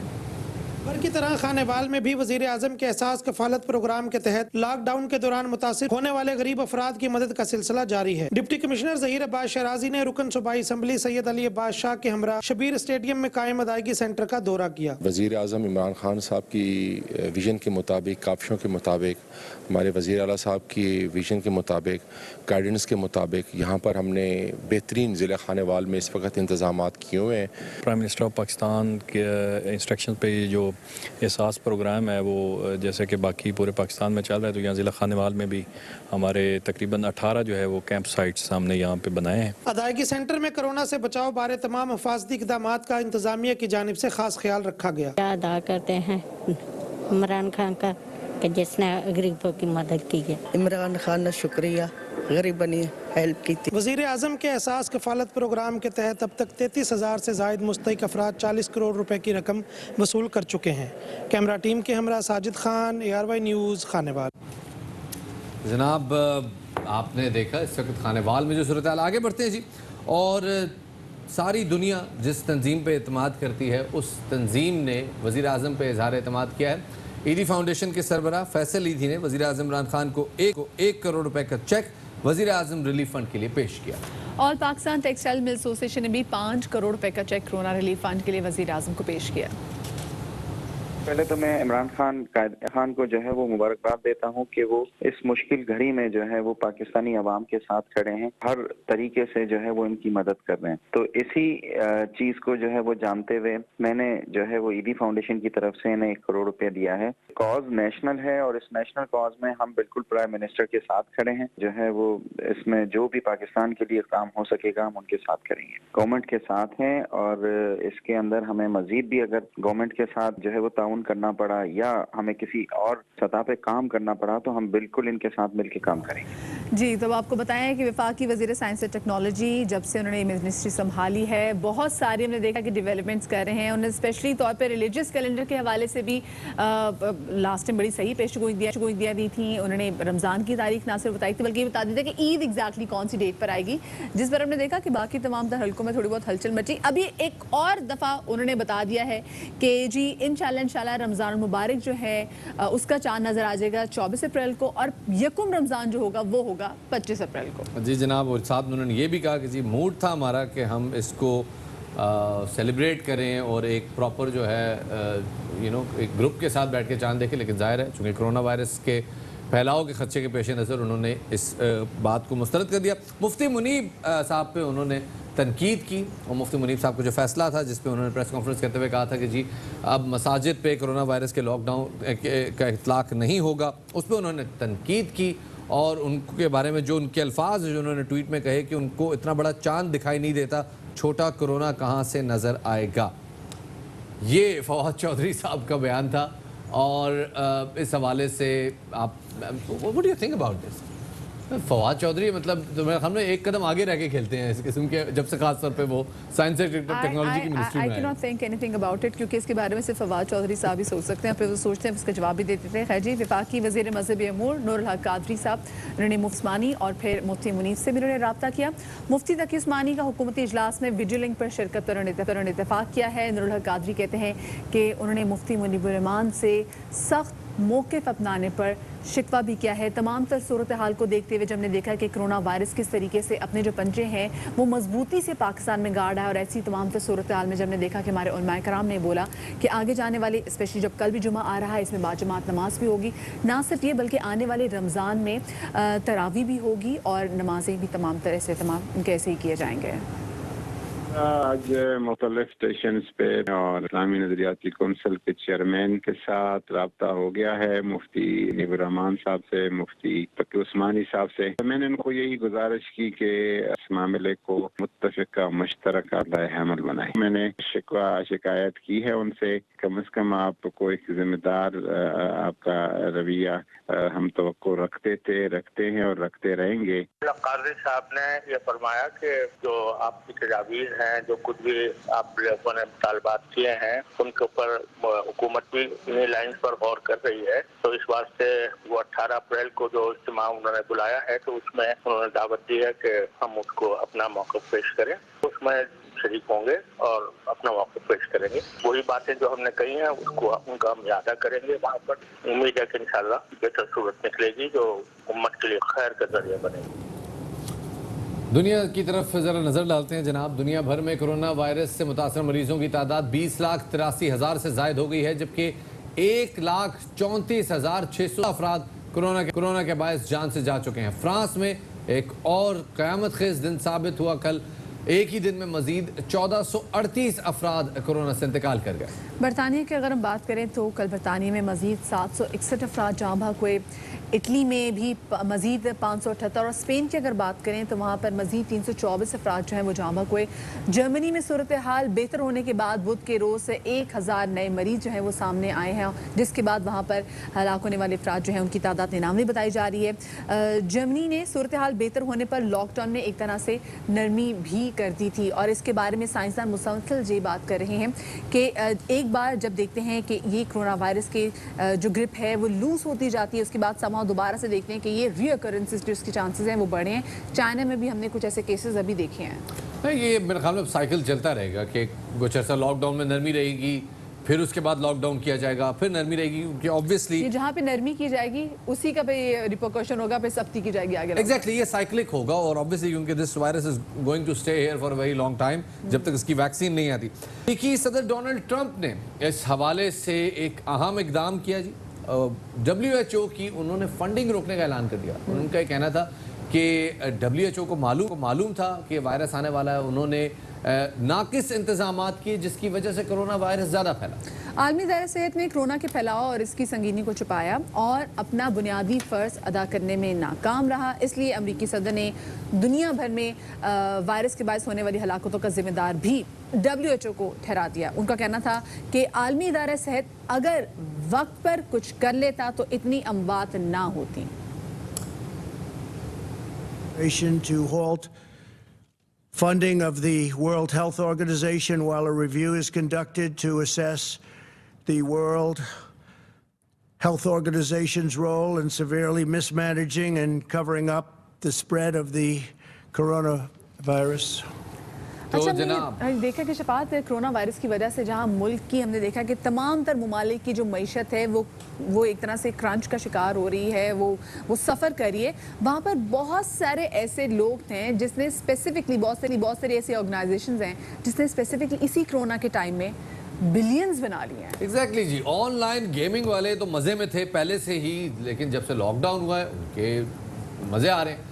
ऑनलाइन स्ट्रीमिंग सर्विसेज जो हैं वो भी ज़बरदस्त मज़े कर रही है। लेकिन जो एक कंपनी जिसने सबसे ज़्यादा पैसा कमाया है, और वैसे पता नहीं क्यों हम लोग जब कोई पैसा कमाता है तो हम लोग वैसे ही ज़रा जेलस हो जाते हैं, ज़रा हम समझते हैं कि शायद कोई गलत काम किया। नहीं, अच्छा काम किया। अच्छा काम इसलिए किया है जनाब क्योंकि अमेज़ॉन को अंदाज़ों से कहीं ज़्यादा ऑर्डर्स मिले हैं और इस कंपनी के जो मालिक हैं जेफ बेजोस, वो पहले से ही दुनिया के अमीर तरीन शख्स थे। अब उनकी जो नेटवर्थ है उसमें मजीद 24 अरब डॉलर का इजाफा हो गया और उनके असासे 114 अरब से बढ़कर 138 अरब डॉलर हो गए। और इक़्तिसादी अखबार ब्लूमबर्ग के मुताबिक कोरोना वायरस की वजह से दुनिया भर से ऑनलाइन ऑर्डर्स मिलने के बाद अमेज़ॉन के शेयर्स में 5 से भी ज़्यादा इजाफा हुआ है। सिर्फ अमेज़ॉन के बानी बल्कि दीगर ऑनलाइन कारोबारी दारों के मालिक भी अरबपति जो है वो बन चुके हुए हैं। मसलन अमेरिकन जो मल्टी मैन्युफैक्चर कंपनी है टेस्ला के बानी, उनकी भी हमने देखा है कि दौलत में भी दिन दुगनी रात चुगनी जो है वो इजाफा हुआ है। और इसके अलावा ऑनलाइन स्टोर वॉलमार्ट के मालिकान की दौलत में 5% और जूम वीडियो ऐप के मालिक एरिक युआन की दौलत में भी 7 अरब 40 करोड़ डॉलर का इजाफा है। जो जूम वीडियो ऐप के हवाले से बात करें, क्योंकि आज के एक ऐसा टाइम है जहाँ पे सोशल जो गैदरिंग है, जो फिजिकल गैदरिंग है उसको अवॉइड किया जा रहा है, तो वर्चुअल गैदरिंग को काफ़ी ज़्यादा अप्रिशिएट किया जा रहा है। वो हमने देखा कि वो जूम के थ्रू हो रही है। और सिर्फ ये नहीं कि अमेज़ॉन के मालिक तो बड़े बड़े नाम हैं, हमारे जितने भी एक स्टोर्स हैं, हमारे बड़े बड़े स्टोर्स हैं, मास्क बनाने वाले लोग, सैनिटाइजर्स बनाने वाली जो कंपनीज हैं, उन्होंने भी बड़ा कमाया। और अभी जो रिपोर्टें आ रही हैं कि मतलब पावर कंपनीज, आटा, चीनी, सब लोग पैसे कमा रहे हैं, तो ऑब्वियसली बड़ा जनाब ये कोरोना कुछ लोगों के लिए खुशबख्त साबित हुआ। छोटा सा ब्रेक शामिल करते हैं, ब्रेक के बाद दोबारा हाजिर होंगे, हमारे साथ रहिएगा। और अगर ऐसे खुशबख्त लोगों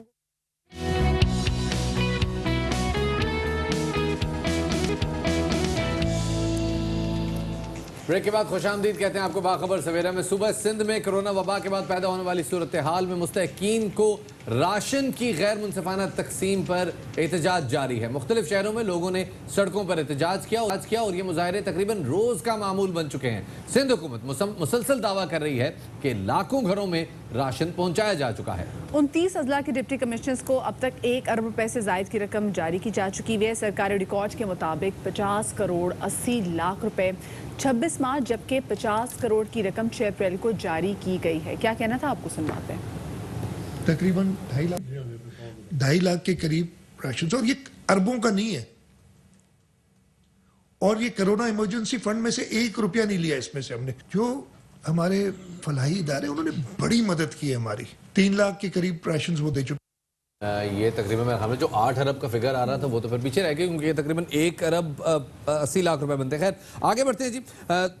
राशन की तकसीम के जो इंचार्ज हैं सूबाई वजीर इम्तियाज शेख साहब, वो कह रहे हैं कि जी मुतल्लिका अजला में यूनियन काउंसिल की सतह पर बनाई गई कमेटियां मुस्तहकीन का खुद इंतखाब कर रही हैं, जिसके बाद उनके घरों पर राशन पहुंचाया जा रहा है। लेकिन इस काम के लिए हुकूमत सिंध के पास कोई डेटा मौजूद नहीं है और इसलिए तरीक़ाकार के सिवा हुकूमत के पास कोई और मुतबादिल बिल नहीं है। और शायद यही वजह है कि कराची के अलावा सक्खर, हैदराबाद, जामशोरो, सजावल, शिकारपुर, थर, जैकबाबाद समेत सिंध के मुख्तलिफ शहरों में राशन न मिलने की शिकायत आ रही है। क्या कहा उन्होंने, आपको सुनवाते हैं। आदमियों को देते हैं, उसके बाद कहते हैं खत्म हो गया। हमारे कोरंगी मटक्याली गुलिया पे कुछ भी इमदाद नहीं है। मजबूरी में आके हम लोगों ने ठेले लगाए, जिसकी वजह से अपने बच्चों को खाने को तो देना है ना हमारे को। कम से कम हमको लोन दिया जाए, थोड़ा बहुत जो अपना हिसाब किताब लोगों को दे। इस सूरत हाल में विफाकी वज़ीर अली ज़ैदी कहते हैं कि 18वीं तरमीम के बाद इख्तियारात सूबाई हुकूमत के पास है, तो फिर राशन तकसीम के पैसे किसको दिए? 18वीं तरमीम के बाद देख लीजिएगा कि पावर है क्या। सारी की executive power is with the province. इतने पैसे आपने बांटे, हम पूछ रहे हैं कि कहाँ है वो। ना देने वालों को पता कहाँ है, ना लेने वाले जिनके नाम लिखे उनको पता कहाँ है। इस हवाले से सुप्रीम कोर्ट भी सिंध हुकूमत की परफॉर्मेंस को और कारकर्दगी के ऊपर तहफ़्फ़ुज़ात का इज़हार कर चुकी है। नुसरत सहर अब्बासी हमारे साथ मौजूद है, मुस्लिम लीग फंक्शनल की रहनुमा। उनको शामिल गुफ्तगू करते हैं। बहुत शुक्रिया नुसरत साहिबा वक्त देने के लिए। एक अजीबोगरीब हालात का सामना करना पड़ रहा है इस वक्त सिंध को, ख़ास तौर पर राशन की तकसीम के मामले पर हम देख रहे हैं कि अभी तक ना तो कोई पॉलिसी सामने आ सकी है, ना जो मुखैर हजरात हैं उनको ऑन बोर्ड लेके कोई एक ऐसा सिस्टम बनाया गया है जिसके ज़रिए इलाकों को तकसीम कर दिया जाए। क्या सोच रही है सिंध हुकूमत? बहुत शुक्रिया जवाब। देखिए बिल्कुल आपने सही कहा कि इस वक्त तक, मैं नहीं कह रही, आपने खुद अपने इसमें जो इस वक्त ब्रीफ किया, बताया कि राशन के हवाले से किस तरीके से पूरी सिंध में किराए आ रही है, मुख्तलिफ हवालों से शिकायत आ रही हैं। तो आनी तो थी ना, क्योंकि जब कोरोना का सिलसिला शुरू हुआ और सिंध में भी केसेस पॉजिटिव आना शुरू हो गए, तो एक लॉकडाउन का अनाउंसमेंट हो गया। सीएम मुराद अली शाह साहब ने बार बार आकर सख्ती से कहा कि बहुत सख्त लॉकडाउन करना है। आपने कहा, हम सब ने उसको माना और हम सब ने कहा कि जबरदस्त सिंध गवर्नमेंट ने ये इकदाम लिया है। और ऑपोजिशन पूरी पीटीआई, जीडीए या एमकेएम, हम सब ने उनको सपोर्ट भी किया और बल्कि ये कहा कि आप ऑपोजिशन को साथ लें और हम सब मिलकर इस लॉकडाउन को भी इम्प्लीमेंट करवाएंगे और इसके बाद जो हालात होंगे उनमें भी हम आपका साथ देने के लिए तैयार हैं। एक मीटिंग में सीएम ने हमें बुलाया, उसके बाद उन्होंने कभी हमें ऑन बोर्ड नहीं लिया। रिकॉर्ड पर है कि हमारे लेटर, खतूत लिखे सीएम को, स्पीकर को कि भाई ऑपोजिशन को ऑन बोर्ड ले, हम जो हालात जा रहे हैं उसमें बहुत खराबी होने वाली है क्योंकि बेइंतहा तेजी से ये फैलेगा। लेकिन उन्होंने आज तक कोई ऐसा सिलसिला नहीं किया। अब जनाब उसके बाद क्या हुआ, हमसे सबसे रिक्वेस्ट की गई, पूरी असेंबली के जितने भी मेंबर्स थे बशमूल जीडीए के ऊपर बड़ी तनकीद हो रही है। कह रहे हैं कि जीडीए के जितने भी 15 के 15 एमपीएस थे उन्होंने अपनी पूरी की पूरी तनख्वाह इस फंड में जमा करा दी कि ये हमारा कंट्रीब्यूशन है, आप अपना फंड। अब वो एक अलग है, 3 करोड़ से ज्यादा वो बन जाता है। इसके अलावा जो गवर्नमेंट एम्प्लॉइज से आपने तनख्वाहें काटी वो मिलाकर 1 अरब से ज्यादा तो ये बन जाता है। अब राशन की तकसीम, अब मुझे पता है शवाद के राशन की तकसीम के लिए एक मैकेनिज्म बनाना चाहिए था। आपने कहा आपने कमेटियां बनाई, यकीन माने जो कमेटियां यूसी लेवल पर आपने बनाई है या डिस्ट्रिक्ट लेवल पर, उसमें कौन है कि किधर से लोग लिए हुए हैं, कहीं से भी आपने एक ऑपोजिशन का मेंबर लेने की तौफीक नहीं की कि कहीं से आपको ट्रांसपेरेंसी हो, कोई चेक एंड बैलेंस हो। नहीं हुआ यूं कि वो जो साबुन की बात हुई, मैं नहीं कह रही, बल्कि जो यूनियन लेवल पे जो ये तमाम तंजीमें बनाई गई हैं खुद से तयन करें कि जी कौन से मुस्तहिक है, किन किन लोगों को राशन पहुंचाना है। लेकिन इन लोगों के पास ऐसा कोई डेटा ही नहीं है कि जिसकी बुनियाद पर एक ऐसा डिसीजन ले सकें। देखिए मदिया, मेरी बात सुने। आप 11-12 साल तो आपको सिंध पे रूल करते हुए हो गए, पीपल्स पार्टी को। इसके अलावा आप वफाकी तौर पर आपकी बार हुकूमतें आई हैं। ये कैसे हो गया कि आप बेनजीर इनकम सपोर्ट प्रोग्राम चलाते रहे, आपके पास कोई डेटा नहीं है, और आप दोनों हाथ बांध के हो गए कि वफाक हमें डेटा नहीं दे रहा। इस कदर ये बहाना किया गया सिंध गवर्नमेंट में। तनकीद करना नहीं चाह रही, लेकिन मजबूर हो गए हैं इस वक्त जो हालात जा रहे हैं ना सिंध में। आपके पास यूसी लेवल पर, ताल के लेवल पर जितनी भी ये बल्दियाती सिस्टम है ना, यूसी का जो काउंसलर होता है, जो चेयरमैन होते हैं, उनको सब पता होता है कि उनके इलाके में, उनके एरिया में कौन सफेद पोश है, कौन गरीब है, कौन बहुत ज्यादा अमीर लोग हैं, ये सब पता होता है। अगर आप एक मैकेनिज्म बनाते, अगर आप सीएम फरमा रहे हैं कि हमने बड़ी खामोशी से राशन दिया है, और भाई ये खामोशी तो शायद हम लोग आज तक हमें नहीं पता चला कि कौन सी गवर्नमेंट होती है जो खामोशी से ये डिस्ट्रीब्यूशन करती है। आपको कैसे, क्यों खामोशी से देना कि एक हाथ को तो दूसरे हाथ को पता नहीं चले? कोई पर्सनल तो आपने ये मदद नहीं की, ये तो गवर्नमेंट लेवल पर मदद की गई है। इसमें तो आपको बताना चाहिए था, दिखाना चाहिए था कि ये देखें जो पैसा हमने लोगों से लिया है, मुखैर हजरात से, ये सही तरीके से लोगों तक पहुंचा। साबुन की टिकिया पर सियासत हुई, एक एमपीए ने 10-10 लोगों को खड़ा करके एक साबुन देकर फिर ये जा वो जा। यूसी चेयरमैन ने भी यही किया।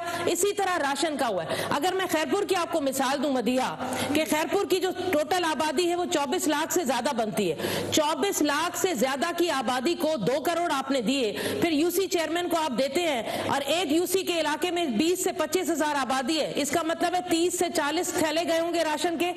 30-40 थैले, वो भी उन गरीब लोगों को नहीं मिले। 2-3 को देकर फोटो सेशन करके पता चला वो रात के अंधेरे में गायब। अगर दिया जाता तो कहीं। सहर अब्बासी साहिबा, एक आम अमल करते चले। अक़वाम मुत्तहिदा की वज़ीर आज़म इमरान खान के कर्जों से रिलीफ के मुतालबे की हिमायत सामने आई है। सेक्रेटरी जनरल अक़वाम मुत्तहिदा ने वज़ीर आज़म इमरान खान के मुतालबे की तायीद की है। तर्जुमान अक़वाम मुत्तहिदा के मुताबिक वज़ीर आज़म इमरान खान की तरक्की पज़ीर ममालिक के कर्जों से रिलीफ के मुतालबे की हिमायत करते हैं। इस तरह के इक़दाम कोरोना वायरस से निमटने का अहम हिस्सा होना चाहिए, कहना है एंटोनियो गुतेरेस का। क्या कहा तर्जुमान अक़वाम मुत्तहिदा ने, आपको सुनवाते हैं। Prime Minister Imran Khan has proposed to the Secretary General to launch a global initiative for debt relief for developing countries to help them combat coronavirus. Does the Secretary General have a response to this proposal? I think the Prime Minister's initiative is basically in the same spirit as the Secretary General's own position. The Secretary General believes that debt relief must be an important part of the COVID-19 response, including immediate waivers on interest payments for 2020. It's important that the limited resources that I think some of the world's poorest countries should be used to combat the virus. That should be what these resources should be used. The Secretary General has made clear that position privately and publicly, notably in the letter he sent to the G20, which we shared with you. And I think it's also in the spirit of the policy brief that we just flagged from the Department of Economic and Social Affairs. तर्जुमान Antonio Guterres को आपने सुना। आगे बढ़ते हैं जी। IMF के board का इजलास सामने आया है, जिसमें जो आज होने जा रहा है उसमें पाकिस्तान के इजाफी कर्ज की दरख्वास्त पर भी गौर किया जाएगा, और बोर्ड की जानिब से 1.4 अरब डॉलर के इजाफी कर्ज की मंजूरी मुतवक्के है। ये इजाफी कर्ज कोरोना वायरस के बायस पैदा होने वाले बहरान पर खर्च होगा। इसी हवाले से फॉरेन मिनिस्टर, वफाकी फॉरेन मिनिस्टर शाह महमूद कुरैशी साहब हमें ज्वाइन करें। बहुत शुक्रिया शाह महमूद साहब वक्त देने के लिए। शाह साहब, 21 मार्च को कहा गया कि लोन्स राइट ऑफ कर दें। 1 अप्रैल को IMF से दरख्वास्त की गई कि IMF लोन रीस्केड्यूल कर दे। सिंगापुर और मलेशियन फॉरेन मिनिस्टर से आपने कहा कि लोन्स को के हवाले से कोई वाज़ेह हिकमत अमली होनी चाहिए। अब फाइनली कुछ ऐसे इशारे आ रहे हैं कि IMF ये बात सुनने जा रहा है, मानने जा रहा है। क्या कहना चाहेंगे इस पर? जी शुक्रिया। आपकी इत्तला के लिए मैंने मुख्तलिफ फॉरेन मिनिस्टर्स से रब्ते किए, और तकरीबन 40 के करीब ऐसे होंगे लगभग जिनसे मेरी टेलीफोनिक कॉन्वर्सेशंस हुई, और मैंने पिच किया कि डेट रिस्ट्रक्चरिंग से आप बहुत से तरक्की पजीर ममालिक की मदद कर सकते हैं।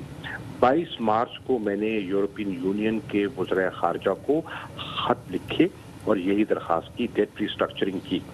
उसके बाद दफ्तर ख़ारजा में इजलास बुलाया गया जिसमें हफीज शेख साहब, असद उमर साहब, हमाद अजहर साहब तशरीफ लाए और ये आइडिया उनके सामने शेयर किया गया, उनने इंडोर्स किया और हमने फिर वजीर आजम से दरख्वास्त की। वजीर आजम ने इसको पसंद फरमाया और ग्लोबल इनिशिएटिव अपील का हिस्सा बनने का फैसला किया।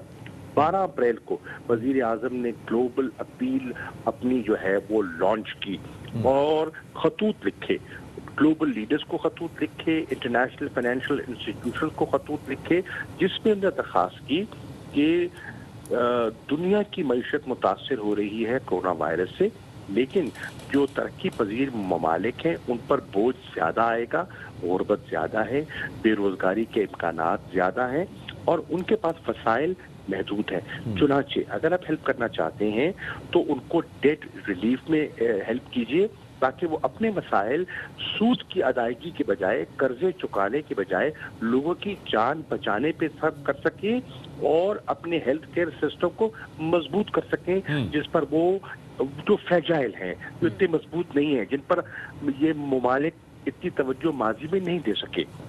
इस चीज पर एक बहस का आगाज हुआ, G7 में डिस्कशन हुई, फिर इसको सपोर्ट दी जनरल सेक्रेटरी जनरल यूएन ने, IMF ने, वर्ल्ड बैंक ने, G20 ने कहा कि G7 ने कहा कि हाँ अच्छी बात है, लेकिन अगर G20 इसको इंडोर्स करती है तो आगे बढ़ पाएंगे।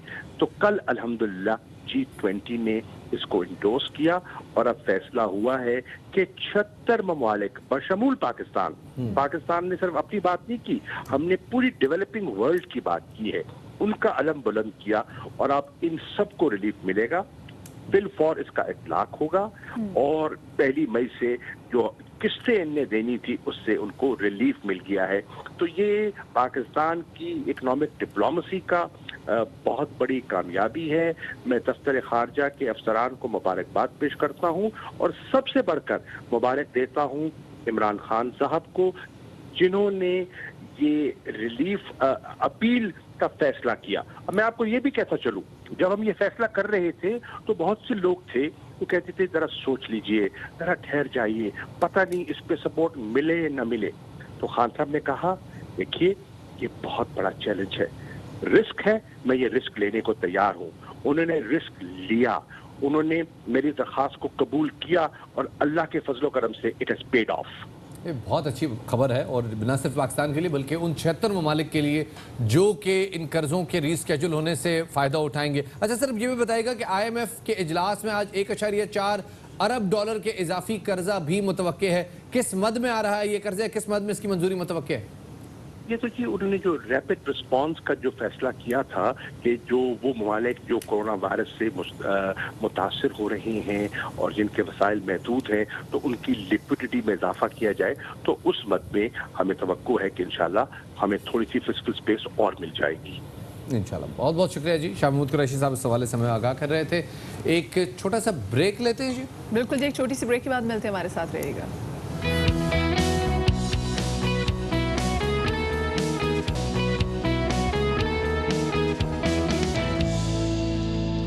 Welcome back after the break. Break के बाद आपको एक अहम तरीन खबर से आगाह करते चलें कि जमील अख्तर की बतौर चेयरमैन KPT मुअत्तली के मामले के हवाले से इस्लामाबाद हाई कोर्ट में समाअत हुई और ये समाअत चीफ जस्टिस अतर मिनुल्लाह साहब ने की। इसी हवाले से मजीद तफसीलात जानेंगे, हमारे नुमाइंदे जहांगीर असलम हमारे साथ मौजूद है। जहांगीर जी, क्या तफसीलात है समाअत के हवाले से?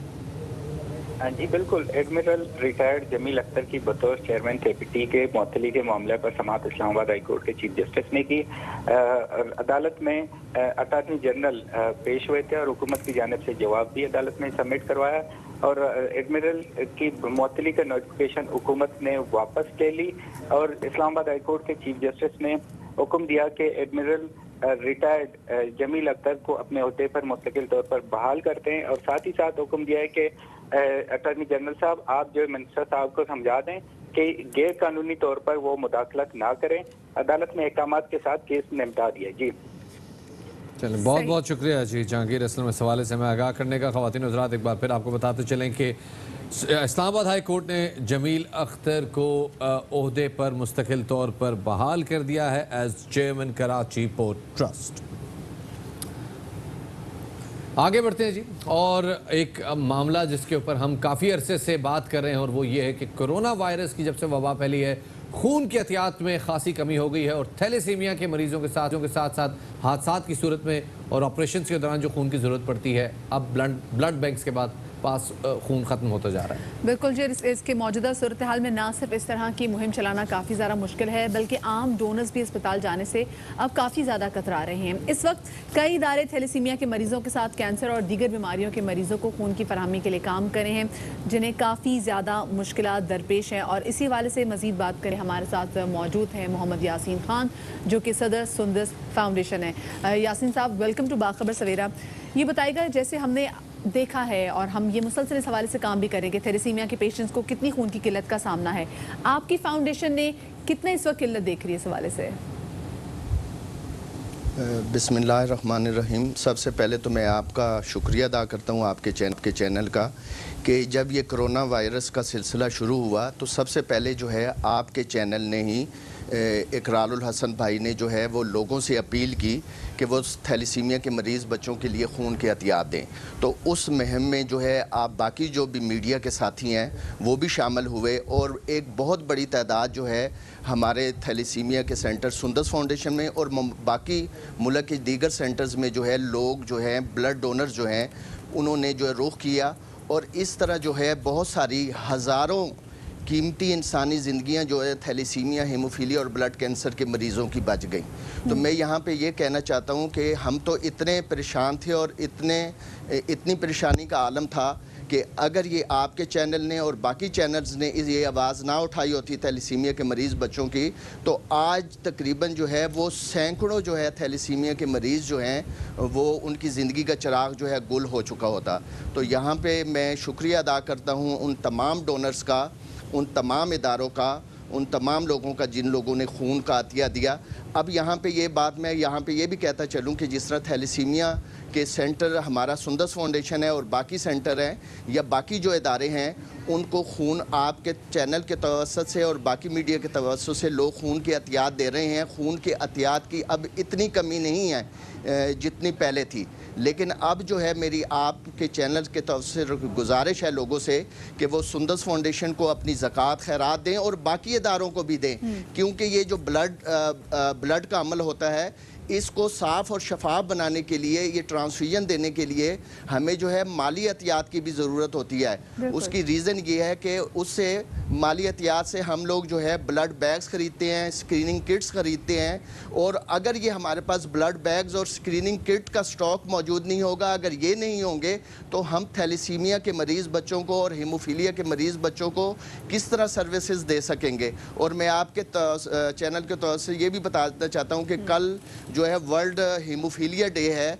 हेमोफीलिया के जो मरीज़ हैं जिनमें खून जमने की सलाहियत नहीं होती उन बच्चों को भी याद रखें और जिस तरह आप लोग खून के एहतियात को जारी रखें ताकि हेमोफीलिया और थैलेसीमिया के मरीज़ बच्चों की ज़िंदगी को बचाया जा सके और इन बच्चों को जो है वो अपनी ज़कात और खैरात और एहतियात भी दें ताकि सुंदस फाउंडेशन और बाकी इदारे जो हैं मरीज़ बच्चों की ज़िंदगी का चिराग रोशन रख सकें। बहुत ज़रूरी है ये यासीन साहब, बहुत शुक्रिया हमारे साथ शामिल रहने का। अहम खबर शामिल करते चलें।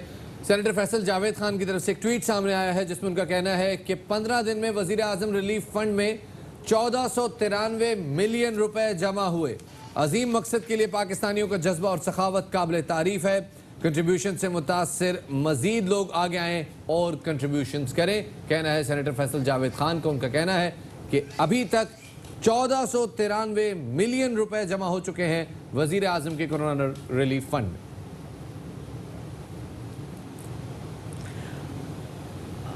और इससे पहले हम आपको ये भी बताते चलें कि पुलिस वाले जो कि मुसलसल इस वक्त नाकों पे मौजूद हैं अपने फ़राइज़ सर अंजाम दे रहे हैं। नज़ीर शाह ने उनके वाले से एक रिपोर्ट बनाई है, आपके साथ शेयर करें। तो ये थे जनाब हमारे साथ नज़ीर शाह। अपना बहुत सारा ख्याल रखिएगा। आपसे ज़्यादा जाने का वक्त हुआ चाहता है। अल्लाह हाफ़िज़ नासिर।